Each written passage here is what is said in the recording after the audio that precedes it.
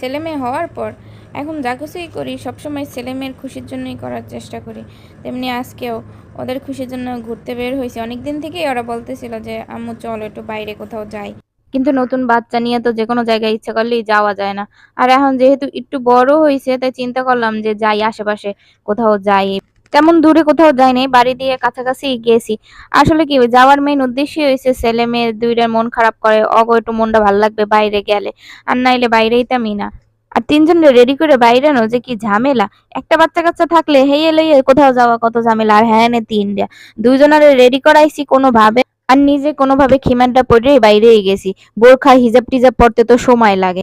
হ্যাঁ, ও পোলাপানের তাড়াহুড়ো করে অত ভালোভাবে রেডি করাইতে পারি নাই, কারণ আজকাল তো বেলা এককালে ছোট, 5:30টায় সন্ধ্যা হইয়া যায়। তাই হেইতে দুপুরে ভাত খাইয়া বেশিক্ষণ রেস্টও নিতে পারি নাই, একালে তাড়াহুড়ো করে বাইরে আইছি। কই মাই পোলা লইয়া বাইরে যদি সন্ধ্যা হইয়া যায়, হেইতে কাল তাড়াহুড়ো করে বাইরে আইছি। তাই এহিনে পথে হাঁটতে যাইয়া এই ফুলটা মোর চোখে বাজছে। ফুলটা কিন্তু বোঝাই যায় না এই গাছে যে ফুল আছে, খালি পাতাটাই বোঝা যায়। যখন কাছে আইছি তখন দেখি কি গাছে কি সুন্দর ফুল, ফুলের কালারটা এত সুন্দর লাগছে। কিন্তু যখন ছেড়তে গেছি মোর হাতের মধ্যে কাঁটা ঢুকছে। এই গাছটায় কাঁটাও আছে, এক পোলাপানের ধরতে নিষেধ করছি, কইছি তোরা ধরিস না, এই গাছে কিন্তু কাঁটা আছে।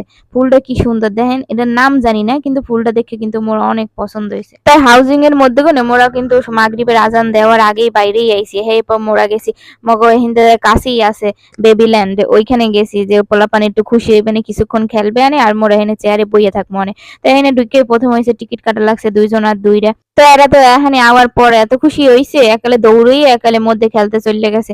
আর এখানে মুই আর আম্মেগো ভাইয়াই বইয়ে রইছি ছোট বাবুটারে কোলে লইয়া। পরে এই পেশে আবার আউগই অগদিকে আবার খেয়াল রাখতেছিলাম যে আসলে মাইয়ে পোলাগুলা কই খেলতে আছে। এখানে তো অনেক পোলা পান, এর মধ্যে খেয়ালই করা যায় না যে আসলে কোনটা ওরা। একটু চোখের আড়াল হইলেই মনের মধ্যে ভয় লাগে, টেনশন লাগে, আবার কই গেলে। হেতে মুই আবার এই পেশে খাড়াই আবার দেখতেছিলাম যে ওরা কোনখানে খেলতে আছে। পরে ডাক দিছি, পরে আবার সামনের দিকে আইছে। তো ওরা এখানে একটার পর একটা খেলনা লইয়ে খেলতে আছে।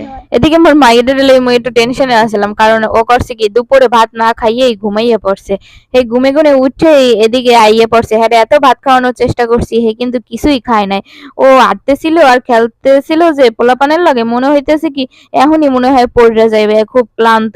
মুই একালে ওরে নিয়ে টেনশন করতেছিলাম। আর মোর মাইয়েরাই কিচ্ছু খাইতে চায় না, দেখলেই বোঝা যায় যে কি শুকনা শুকনা। পোলাপান যদি না খায় তাহলে তো শুকাইয়া যাইবি। তো এদিকে অনেকক্ষণ হইয়ে গেছে, মোরা 2 ভাই বোন রে কইতেছিলাম যে এখন চলো বাসায় যাই। হ্যাঁ, হ্যাঁ কোনোভাবেই এখন যাইবে না, হ্যাঁ কয় আর একটু থাহি। আর মগো তো আর বেশিক্ষণ থাকা সম্ভব না, যেহেতু ছোট পিচ্চিরে নিয়ে আইছি। তাই হেতে তাড়াতাড়ি যাওয়ার কথা কইছি।